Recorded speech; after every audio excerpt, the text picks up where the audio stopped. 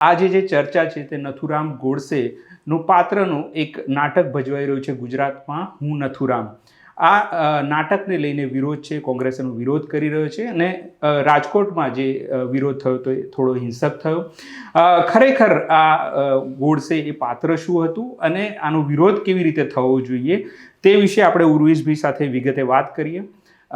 ઉર્વિશભાઈ, સૌથી પહેલાં તો સરકારે આની મંજૂરી આપી દીધી છે આ નાટકની, એટલે એક તો આ નાટકની જે ગાંધી હત્યારા છે એ સાબિત થઈ ચૂક્યું છે, એની મંજૂરી કેમ આપીને પછી આનો વિરોધ જે રીતે થવો જોઈએ એ ગાંધીજીની વાત નથી બનતી એમાં. આ બે મુદ્દા છે શરૂઆતમાં.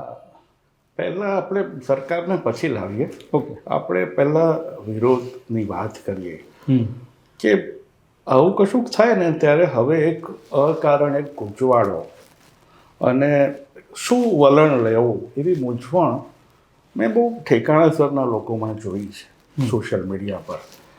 એટલે એવું છે કે કોઈ કહે છે ભાઈ હિંસાનો વિરોધ થવો જોઈએ, બાકી તો એમને કરવાનો અધિકાર છે વગેરે વગેરે.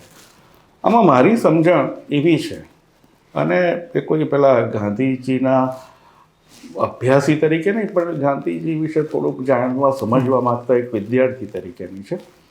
એ એવી છે કે આ નાટક ભજવવાનો અધિકાર હોવો જોઈએ ભજવનારને, અને એનો અહિંસક વિરોધ કરવાનો આપણને અધિકાર હોવો જોઈએ.